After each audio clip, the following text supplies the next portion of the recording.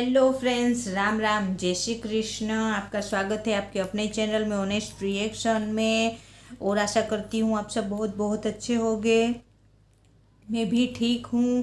और आज मैं जिस पे रिएक्शन दूंगी फ्रेंड, वो है कौन थे ज़्यादा ताकतवर, राजपूत या मराठा। तो ये राजपूत और मराठा का मतलब वीडियो है। हमारे लिए तो दोनों ही ताकतवर है और दोनों ही हमारे लिए तो लेजेंड है फ्रेंड्स। तो आइए पहले देख लेते हैं ये वीडियो, उसके बाद हम बात करते हैं।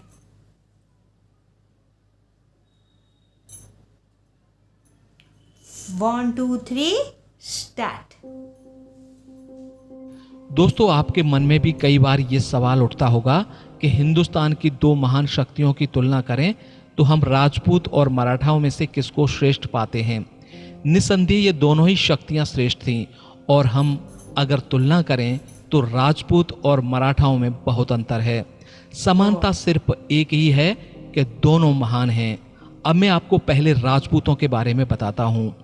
राजपूत एक शेर की तरह होता है, क्षत्रिय धर्म का पालन करता है और कभी भी कमजोर पर हमला नहीं करता। राजपूत से यदि कोई दुश्मन माफी मांग ले तो आसानी से माफ कर देता है। राजपूत युद्ध क्षेत्र में कभी भी छल कपट का प्रयोग नहीं करते। राजपूत हमेशा आमने सामने की लड़ाई में विश्वास करते हैं। राजपूत अकेला हजारों से लड़ाई लड़ लेगा, लेकिन युद्ध क्षेत्र में कभी भी पीछे कदम नहीं हटाता। राजपूत कभी भी भागते हुए दुश्मन की पीठ पर वार नहीं करता। एक राजपूत के लिए आन बान शान और युद्ध में अपनी मातृभूमि के लिए जान देना शान समझी जाती है। एक राजपूत युद्ध क्षेत्र में कभी भी पीठ नहीं दिखाता और सीने पर वार सहकर मरना पसंद करते हैं। राजपूत एक दिलेर कौम है, पर स्वभाव शेर के जैसा।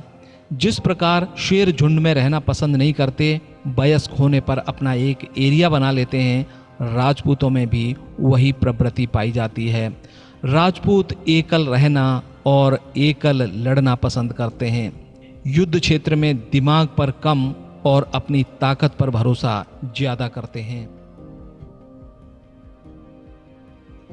दोस्तों, अब मैं आपको युद्ध क्षेत्र में राजपूतों के कारनामे बताता हूँ। राजपूत बप्पा रावल ने भारत में इस्लामिक आक्रमण को हराया और फिर इस्लामिक देशों में घुसकर अरब देशों तक अपना परचम लहराया। राजपूत 600 सालों तक अपने क्षत्रिय धर्म का पालन करते रहे और आमने सामने की लड़ाई में 600 सालों तक इस्लामिक आक्रमणकारियों को भारत में नहीं घुसने दिया। राजपूत सम्राट पृथ्वीराज चौहान ने तो 16 बार मोहम्मद गोरी को हराया। महाराणा कुंभा राजपूत योद्धा को कोई हरा नहीं सका, जिंदगी भर वो अपराजय रहे। राणा सांगा जैसे जुझारू योद्धा शरीर पर 80 घाव खाकर, एक आंख और एक पांव गमाकर भी 100 से ज्यादा युद्ध लड़ते रहे। महाराणा प्रताप जैसे राजपूत वीर योद्धा जैसा तो आज तक दुनिया में कोई पैदा ही नहीं हुआ। महाराणा प्रताप की तलवार की ताकत इतनी थी कि दुश्मन के साथ घोड़ा भी 2 टुकड़े हो जाता था। महाराणा प्रताप का खौफ इतना था कि अकबर भी कभी महाराणा प्रताप के सामने युद्ध करने नहीं आया। महाराणा प्रताप ने हल्दी घाटी का युद्ध जिस तरह लड़ा, वह कलिंग के बाद दूसरा सबसे घातक युद्ध था। युद्ध में अगर आमने सामने की लड़ाई की बात करें तो राजपूत योद्धाओं की तुलना दुनिया के किसी भी योद्धाओं से नहीं की जा सकती। राजपूत भारत में ही नहीं, दुनिया में सर्वश्रेष्ठ हैं। अब सवाल ये आता है कि राजपूत दुनिया में सर्वश्रेष्ठ हैं तो फिर भारत में इस्लाम कैसे प्रवेश कर गया। तो इसका सीधा सा जवाब है कि राजपूत कभी भी खुद को एकजुट नहीं कर सके और छोटे छोटे राज्य बड़े राज्यों से कब तक मुकाबला करते। बाबर ने भी कहा था, राजपूत लड़ना मरना तो जानते हैं, पर युद्ध कैसे जीता जाता है नहीं जानते। युद्ध के लिए परिस्थितियों के अनुसार रणनीति बनाना नहीं आता, बस हर युद्ध में खुद को झोंक देते हैं। यही कारण है कि राजपूतों के युद्ध जीतने का प्रतिशत मराठाओं से काफी कम है। अब हम बात करते हैं मराठा शक्ति की।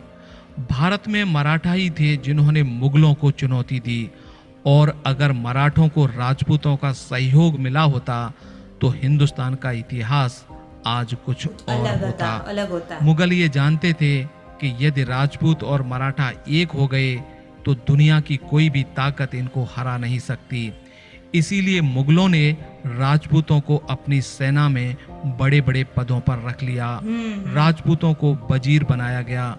राजपूतों से वैवाहिक संबंध स्थापित कर मराठों को अलग थलग कर दिया गया।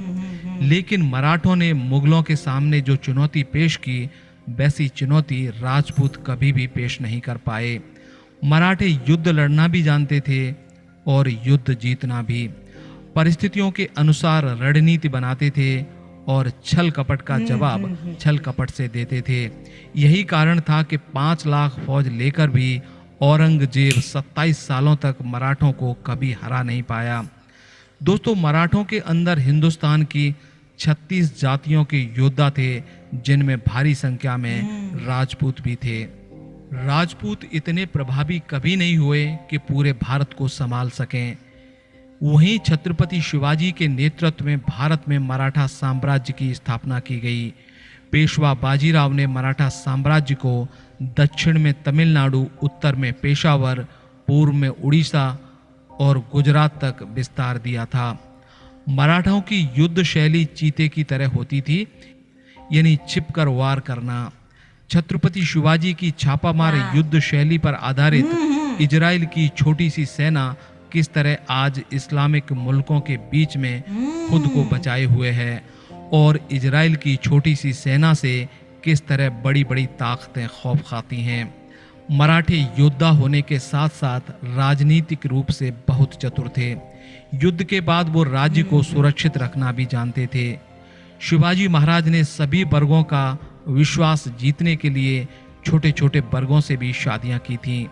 दोस्तों, हमने आज हिंदुस्तान की 2 महान ताकतों के बारे में आपको बता दिया।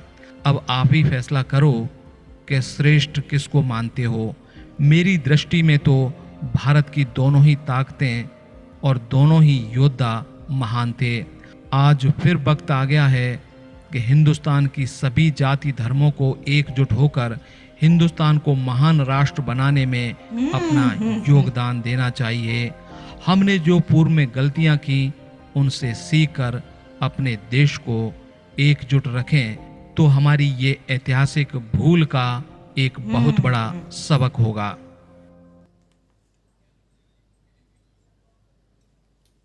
वीडियो फ्रेंड्स बहुत बहुत अच्छी थी। ओरिजिनल वीडियो का लिंक मैं डिस्क्रिप्शन में दे दूंगी फ्रेंड। ओरिजिनल वीडियो को देखो, चैनल को ज़रूर सब्सक्राइब करना फ्रेंड्स। बहुत अच्छी वीडियो थी और बहुत डीपली जानकारी थी फ्रेंड्स। मतलब एक राजपूत और मराठा दोनों ही हमारे लिए बड़े लेजेंड है फ्रेंड, और दोनों को हमारी तरफ से कोटि कोटि नमन फ्रेंड्स। और दोनों के बिना भारत अधूरा था, है और रहेगा फ्रेंड्स। और दोनों की जो लड़ने की जो रणनीति थी और दोनों में जो खूबियाँ थी वो एक से बढ़ के एक थी फ्रेंड्स। हमारे लिए तो दोनों ही महान थे, है और रहेंगे फ्रेंड्स। और दोनों ने मुगल के साथ लड़ाई करी थी और दोनों ने मतलब हमारे भारत को मुगलों से छुड़वाने में काफ़ी हद तक दोनों का योगदान है फ्रेंड्स। दोनों में फ़र्क थोड़ा बहुत जो फ़र्क था फ्रेंड्स, तो 5 उंगलियां एक समान नहीं होती है। तो इसमें बताया गया कि जो राजपूत थे वो अकेले लड़ना पसंद करते थे, तो और जो मराठा जो थे वो साम दाम दंड भेद सब यूज़ करना जानते थे। इसलिए पेशवा बाजीराव और छत्रपति शिवाजी महाराज ने मराठा राज्य का स्थापित किया था फ्रेंड्स। तो वो राजपूत जो थे वो भी थे छोटे छोटे राज्यों में, वो भी काफ़ी जीते हैं फ्रेंड्स मुग़लों के साथ। लेकिन फिर उधर मुग़ल ने दिमाग यूज़ किया था, उसके साथ शादी ब्याह का रिलेशन बनाया था और उसको बड़े बड़े पद पे अपने यहाँ दे देते थे, तो उससे थोड़ा बहुत फ़र्क पड़ गया फ्रेंड्स। लेकिन दोनों की जो युद्ध करने की जो शैली थी वो दोनों की एक से बढ़ के एक थी फ्रेंड्स। और मैं बार बार बोलूँगी कि दोनों के बिना हमारा भारत अधूरा है फ्रेंड्स।